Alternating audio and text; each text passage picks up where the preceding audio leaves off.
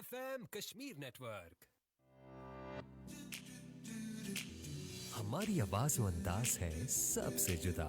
सुनो FM versatile radio. सुनो FM 89.4 Kashmir network पर आप सुन रहे हैं प्रोग्राम बाखबर कश्मीर सईदुर रहमान सदीकी के साथ।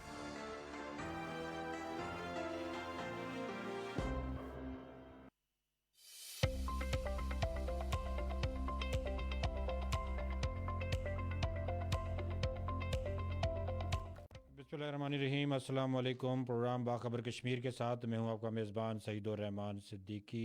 आज हमारे साथ जो मेहमान शख्सियत मौजूद हैं वो हैं डॉक्टर फ़ारूक अवान, जो डायरेक्टर हैं हेल्थ सर्विसेज महकमा सेहत में आज़ाद हुकूमत रियासत जम्मू कश्मीर। इनसे हम गुफ्तगू करेंगे। डॉक्टर साहब की शख्सियत किसी तारफ़ की मोहताज नहीं है, बड़ी तवील खिदमात हैं महकमा सेहत में। इनकी बिलखुसूस नीलम वैली में इंतहाई नामसाइद हालात में जिस तरह से इन्होंने खिदमत की है उस पर जो है ना हम डॉक्टर साहब की खिदमत के मैं ज़ाती तौर पे मोतरफ़ हूँ।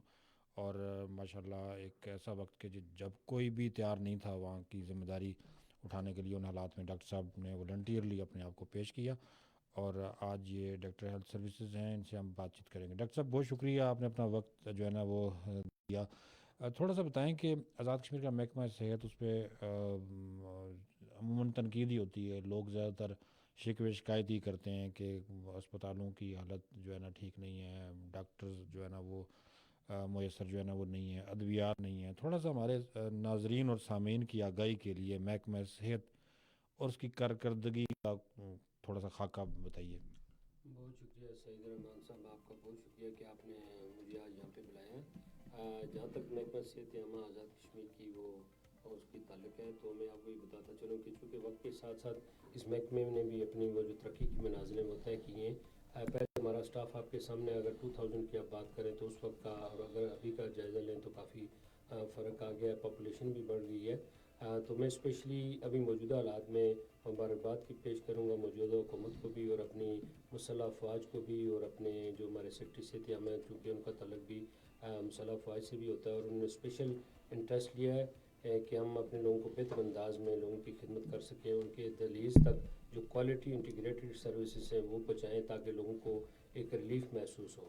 तो मैं समझता हूँ कि मौजूदा हुकूमत ने जो हेल्थ पैकेज दिया है इसमें कोई तकरीबन 1209 पोस्टें और सारी आप ये जानकर आपको खुशी होगी कि वो सारे टेक्निकल लोग हैं। इसमें 93% लोग जो हैं सारे टेक्निकल हैं, उसमें पैरामेडिकल स्टाफ के लोग हैं, उसमें हमारी LHVs की पोस्टें और उसमें जो है ना डॉक्टर्स की पोस्टें हैं। तो मैं समझता हूँ ये गवर्नमेंट का बड़ा कारनामा है कि हमें जहाँ डेफिशिएंसी थी वहाँ पे हमारी डेफिशिएंसी पूरी हो जाएगी। फाइनेंशियल क्राइम तो आपको पता है ऑल ओवर वर्ल्ड वो एक मुसाइद हालात हैं और इसमें गवर्नमेंट आज़ाद कश्मीर भी भरपूर तवज्जो फोकस किए हुए। आपको पता है जो प्राइसेस हैं मेडिसिन की वो भी 4 टाइम्स चली गई हैं, ज़्यादा हो गई हैं। ड्रैप कोशिश कर रहा है, हमारा आज़ाद कश्मीर कोशिश कर रहा है, लेकिन चूँकि हम फेडरेशन का हिस्सा हैं और दूसरा ये कि AJ के NFC अवार्ड का हिस्सा भी नहीं है, लेकिन हमारा जो तकरीबन 1 अरब रुपए का बजट है जो अस्पतालों में हम देते हैं अद्वियात की खरीद के लिए, वो हम एक सेंट्रल परचेज़ कमेटी की लिस्ट फाइनलाइज करते हैं गवर्नमेंट अपने सतह पे, जिसमें ACS जनरल और बाकी हमारे टेक्निकल लोग होते हैं जिसमें स्पेशलिस्ट वगैरह। तो उसके मुताबिक हर अस्पताल अपनी ज़रूरत के मुताबिक और हर DHO अपने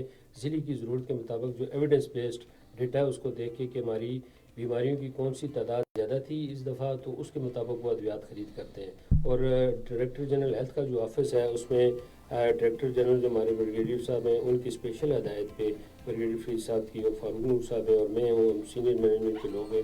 तो हम स्पेशली जो बफर स्टॉक है वो भी हमने रखा होता है।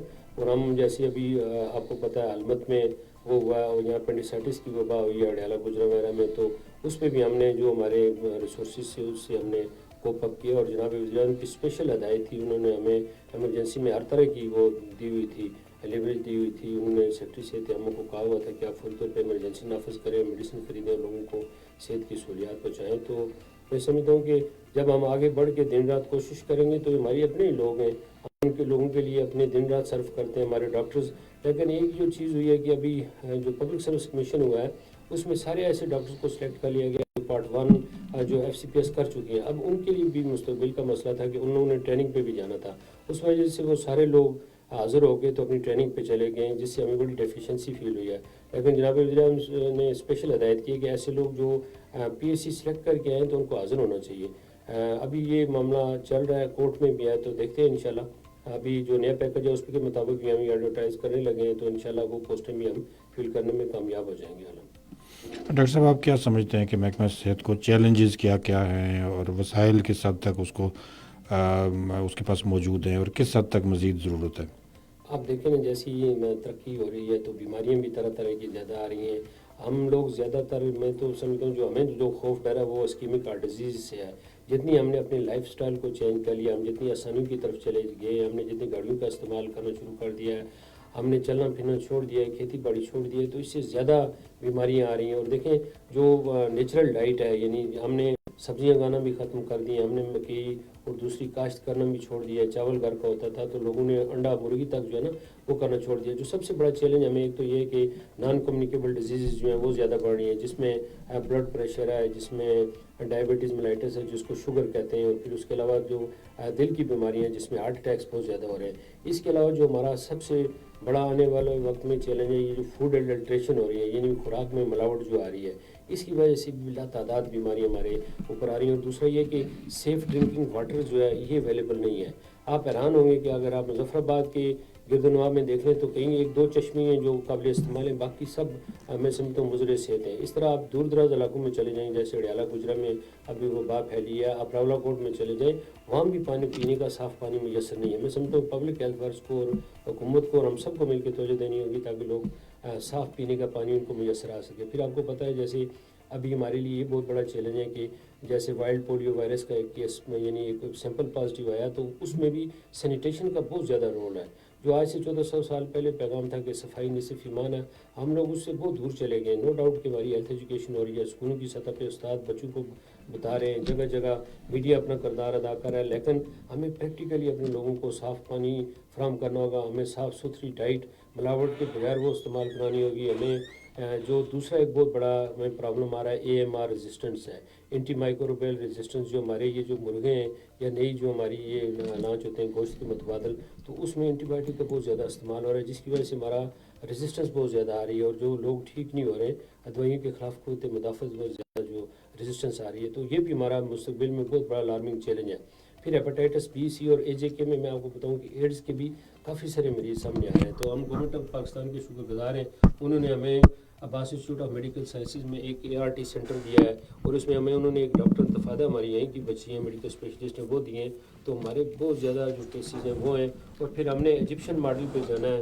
گورنمنٹ پاکستان کا ہم شکریہ ادا کرتے ہیں کہ انہوں نے ہمیں جو ایک پراپر شیئر دیا، تو ہم 12 سال سے زائد تمام لوگوں کی اسکریننگ کریں گے، اور اس میں جو ہیپاٹائٹس C کے جو پیشنٹ آ گئے تو ان کو ادویات میں مفت فراہم کریں گے. یہ ہمارا آنے والا ایک وے فارورڈ پروگرام ہے. اس میں سمجھتا ہوں کہ حکومت کی ہمیں بھرپور سرپرستی حاصل ہے، ہمیں افواج پاکستان کی مکمل سرپرستی حاصل ہے. آپ دیکھیں نا کہ جس طرح علمت لیپا میں اور جیسے فارورڈ کوٹا جیسے ایریاز میں ہمیں آرمی کے ساتھ مل کے ہم اپنا کام کر رہے ہیں، اپنے لوگوں کو جو صحت کی سہولیات بہت پہنچا رہے ہیں. ہم کوشش کریں. WHO میں ڈاکٹر بشرا ہے، وہ بشرا شمس بھی ہمارے لیے بہت کردار ادا کریں گے.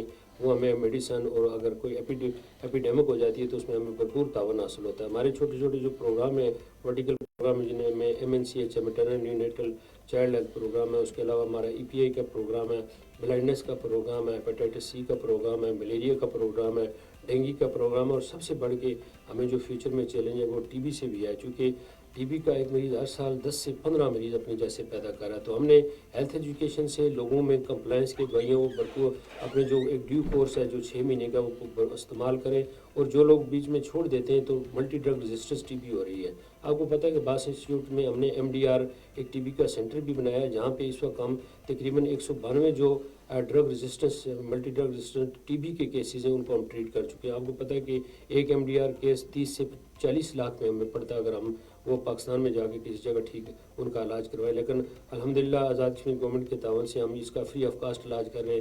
پورے آزاد کشمیر میں ہم نے کروڑ روپے کی لاگت سے جو ہماری جین ایکسپرٹ مشینیں وہ ہم نے پرووائڈ کی ہے. تقریباً ہماری 12 انسٹال ہو چکی ہیں اور 6 اور مزید ہم انسٹال THQ لیول تک کرنا چاہ رہے ہیں. تو TB کا ٹیسٹ بالکل فری ہو رہا ہے جو 10 سے 12 ہزار روپے میں بازار میں یا مارکیٹ میں ہونا چاہیے. اس کے لیے ہم کمبائن جو میڈیکل یونٹ ہے CMU اسلام آباد ان کے بھی شکر گزار ہیں, نیشنل TB پروگرام کے بھی شکر گزار ہیں, اور موجودہ گورنمنٹ کے ہمارے جو وزیر صحت ہیں ہمیں ڈاکٹر نثار انصر عبدالی ان کے بھی شکر گزار ہیں کہ انہوں نے بھرپور ہمیں بیک اپ دیا, اور ان کی سپورٹ سے ہم ہر چیز کو آزاد کشمیر میں لانے میں کامیاب ہوئے. اور آپ کو پتہ ہے کہ ہماری خوش قسمتی کہ اس وقت عباس انسٹیٹیوٹ آف میڈیکل سائنسز میں ڈاکٹر سردار ادریس جیسا ایک انتہائی قابل آفیسر موجود ہے جو سارے ریسورسز کو اکٹھا کر کے غریب لوگوں کے لیے وہاں پہ سہولیات فراہم کر رہا ہے. اور ہمیں یہ جو آرٹیفیشیل انٹیلیجنس کی جو CD4 چیسٹ ایکس رے ہے وہ بھی ہمارے پاس موجود ہے کہ وہ مریض کا ایکس رے ہو جاتا ہے, وہ رپورٹ خود جنریٹ کرتا ہے اور اس سے ڈاکٹر کو بہت مدد ملتی ہے. اس کے علاوہ مزید جیسے ہمارا PCR مشین ہے, ہم نے ہیپاٹائٹس C پروگرام کے تعاون جو میں سمجھتا ہوں کہ 2-3 کروڑ روپے کی اس کی لاگت ہے, وہ بھی ہم نے